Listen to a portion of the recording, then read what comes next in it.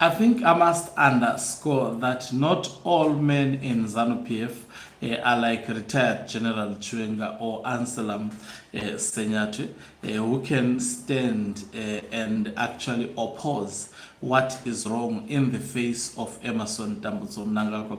It takes men and women with balls, and there is absolutely very few or none of such men in ZANU-PF who can stand and look at Emerson Dambudzo Mnangagwa's face and tell him this is wrong. Patrick Chinamasa in 2024 Bulawayo conference, towards the end, when he was making the remarks, he actually considered that Emerson Dambudzo Mnangagwa's term could not be extended because two referendums needs to be undertaken.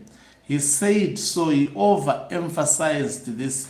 After he did so, there was a lot of backlash from Barakashi. And Barakashi, we know that they were then administered through the office of Patrick Chinamasa, but the person who was in charge of Barakashi was Emerson Dambudzo Mnangagwa himself. After Patrick Chinamasa clarified the law of Zimbabwe properly during the Bulawayo conference, Emerson Dambudzo Mnangagwa was not pleased. This is the very same Patrick Chinamasa that they have tried to eliminate him. A lot of accidents, funny actually things have happened to Patrick Chinamasa. He has survived accidents, he has survived a lot. Definitely, this is an old man who is under pressure.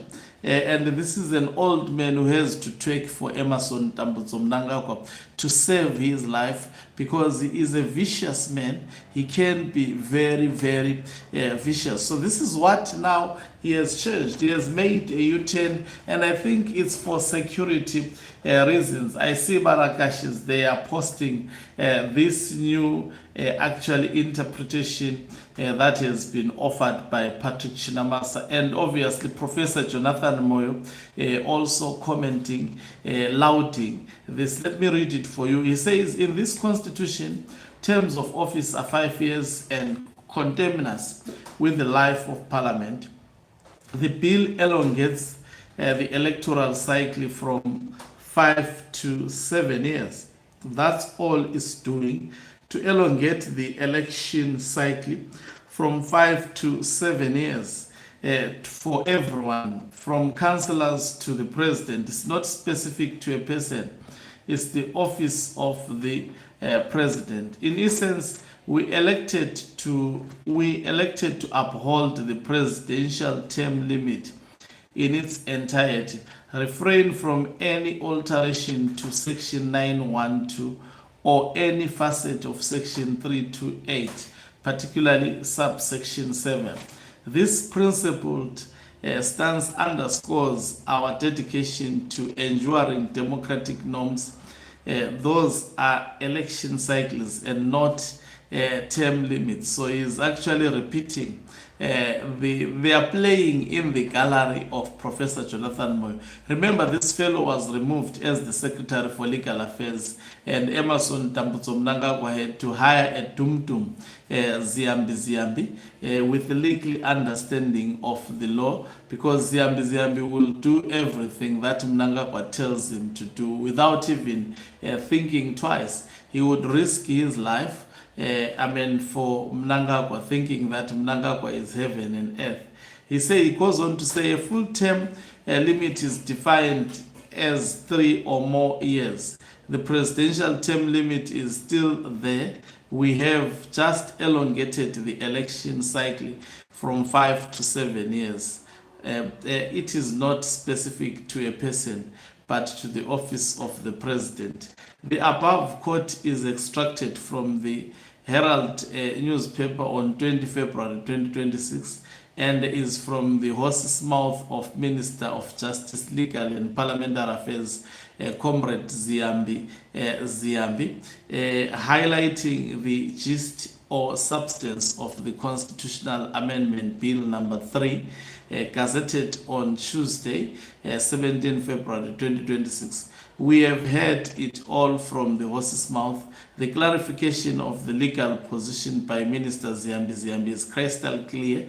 There is no need for a referendum. There will be no referendum, full stop. There is therefore absolutely nothing further to add, save to say that there is always more than one way to skin a cat. In framing Constitutional Amendment 3, Minister Ziyambi and the Attorney General Virginia Mapiza, with her battery of seasoned lawyers, have creatively chosen a legal solution route that is the least costly and the more expeditious way to skin the cat. That's according to Patrick Chinamasa. To quote Deng, he's writing a lot of things. Anyway, let me not read because it's actually nonsense. And then Professor Jonathan Moyo was quick to respond and say, someone saying, okay, some was quick to respond and say, here, the Guru has spoken. Comrade Chinamasa's conclusion is particularly poignant and compelling.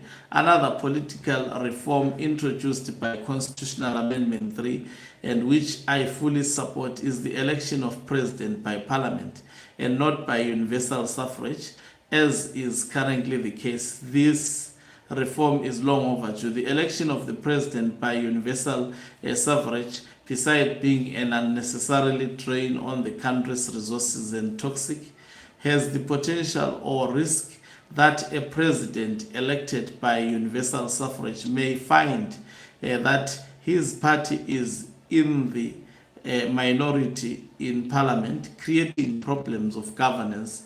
A president unable to gain support from parliament would be a lame duck. Then they continue to say a presidential election system can produce a president who is an independent candidate with no party or pool in parliament from which to choose a cabinet or to get voters to pass a budget is simple and unworkable and bad system which must be reformed. Full stop. So Patrick Chinamasa changing. Let's hear others responding. So, Chairman H.W. Chitepo says, who are you to elongate the term without the approval of the people? If it's a sincere reform, just go to a referendum. What's the rush? Haiko nai gutibata kumeso nezwe nando imi. Someone says, how are you, Comrade Chinamasa? So in essence, you have backtracked from your speech at the conference when you directly indicated that referendums would be needed in order to advance resolution number 1. Now, people, and then someone, I was just hoping that someone was gonna actually quote Patrick Chinamasa video. You know, he has actually downtracked, but I somehow understand Patrick Chinamasa.